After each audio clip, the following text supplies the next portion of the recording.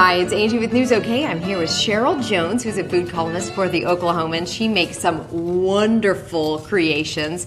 And we've got a good holiday coming up. The 4th of July is right around the corner. So what would you say? What would be a great treat for everyone for the holiday? Well, I've always loved watermelon, but I also like to take advantage of the seasonal berries that we have, and Oklahoma blueberries are coming on strong. I'm told we have a great crop ahead of us. Great. And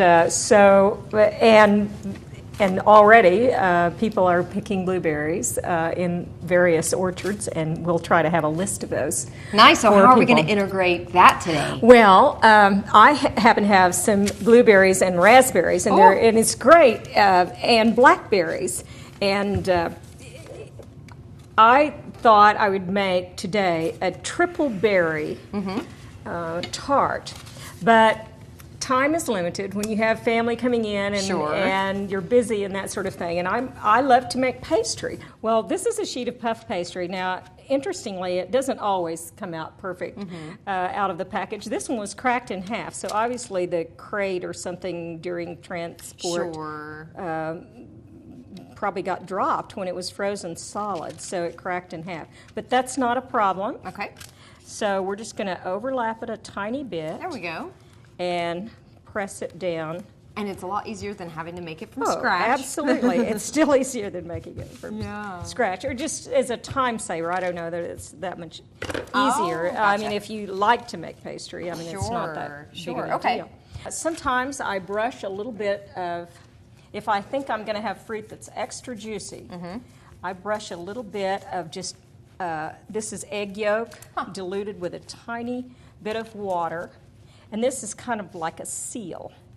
I mean, think of it as now, does it change the taste? No, not at all. Wow. And this is on the inside. Now, on the filling, we have raspberries, blueberries, and blackberries. And of course, it's all the better if you have Oklahoma berries to deal with. And these are partly Oklahoma. They could have all been Oklahoma, but it's hard to time all that and get around to all the places to gather And what berries. is this that you're putting on? This is a seedless raspberry jam. Okay. You could use blueberry jam, you could use blackberry jam or jelly. Okay. And I just put maybe 1/4 of a cup. These berries, the blackberries, were really getting juicy. Right. So I want to just coat these. Now this is my sugar, and I do a sugar check of the berries.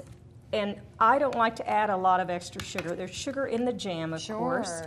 And you can use a small amount, and it's perfectly fine. You know, I would love to have a pie filling that looked just like that, and that's kind of what I would definitely suggest not wearing white, right, when you're dealing with it. Well, if you're, or it may dribble down your chin. I used to have a little cousin that picked strawberries, and he would come in the house and he'd have berry juice all the way down. So precious. He'd been eating strawberries. And he loved strawberries.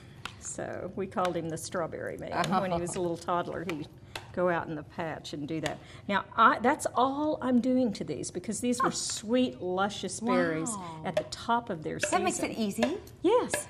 I mean, how much easier does that get? Oh, and it looks so good. And there they are. Good. And these are 3 kinds of berries. You can call this your triple berry tart. Now, I suppose I could add a few more, but now, if you don't like seeds in the berries, can you use other berries?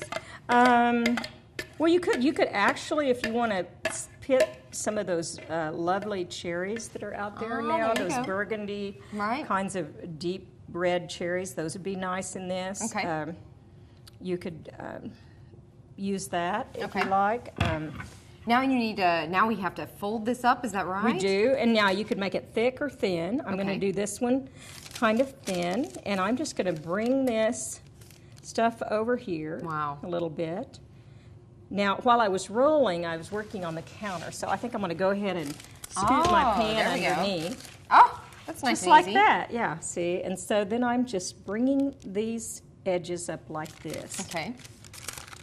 And are you aiming for a certain shape? No, I just let it take its own shape, and each one that you make is a little different. And they're so easy. You could make, quite a few of these at a time if you wanted to. Ah, this smells so good. Yeah, you can volunteer to bring one of the desserts. Now, if somebody's making homemade ice cream, that's about the only thing I think that could improve on having this thing. So it's perfect. Now I'm just pulling it up. So what I'm trying to do is keep the little edges from leaving a hole where it can leak out. Mm-hmm. So and this is called a rustic summer pie. A rustic tart. Okay. And it's rustic in that it doesn't necessarily have the perfect shape. Now, you could, if you wanted to drop this whole piece of parchment down in an 8-inch cake pan. Oh, right. That would sort of confine the juices to that. And then, of course, the parchment comes away from the tart. Now, part of this already has egg wash on it, and I'm going to put just a little bit more, and this is egg yolk. Or you could use egg beaters, actually works great, just like it is. So if you're an egg beaters user, you can pour out just enough to use. With this, I have the white left over to incorporate into an omelet or something like that, so it doesn't go to waste. But it's nice to have. And so why do you put it on the outside? I put it on the outside because it makes the crust kind of golden. Oh, and nice. It just looks very pretty when you do it. It does, and the reason we use the parchment is it does tend to, the juice finds a way to bubble out during the baking. So what we try to do is not let that happen. And then I finish it. This is some turbinado sugar. It's a raw sugar, and you could use just regular sugar if you want. And the egg yolk mixture kind of helps that stick to the tart. So it's a pretty little glistening touch at the end, and then the egg yolk makes it look sort of golden. That's beautiful. Oh, it looks like something out of a specialty bakery. I know it. Well, that's the idea. We want it to look like it, and we want that for our families to enjoy and say, oh, wow.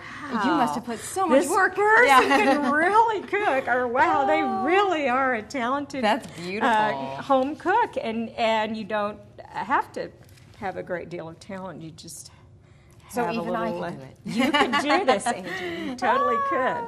So you just need some Oklahoma berries, a little bit of jelly, and I just gauge that. Sometimes if the berries are not particularly sweet, you might want to add a little sugar to it or a little lemon juice.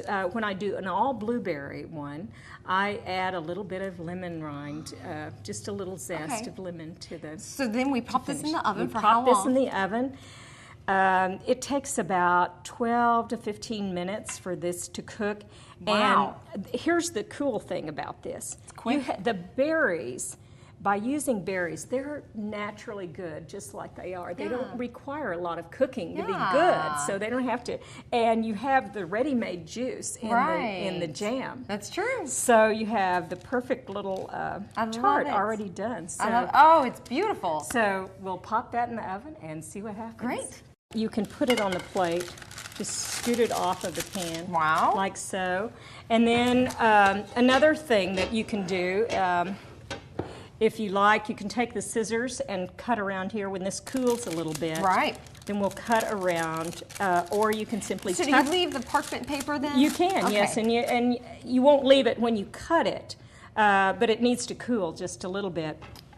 And then you can actually probably, you could even tuck this underneath if you wanted to fold it down underneath. Well, look at that. And then it would go in the plate. But it's kind of pretty, just rolled up. It makes a little nest here. I know. So this would be kind of fun. It crackles I know. on the screen. But Doodle and crackly. Yeah. Oh, that's beautiful. I love it. And this it's so pretty like that. I just, it's natural, and it looks the way that you cooked it. So I know it. And it's great for 4th of July or any type of occasion, especially in the summer. Oh, yes. Wonderful. And it just smells so wonderful. It's so inviting. I know. I wish we could tell you how much, how good it smells. Anyway. I know. Well, thank you so much. For more on Sherrel's story, you can read her column in the Oklahoma in the food section. And it's a great way to It's got the recipe. The 4th of July. There we go. Thanks so much. Let's see it.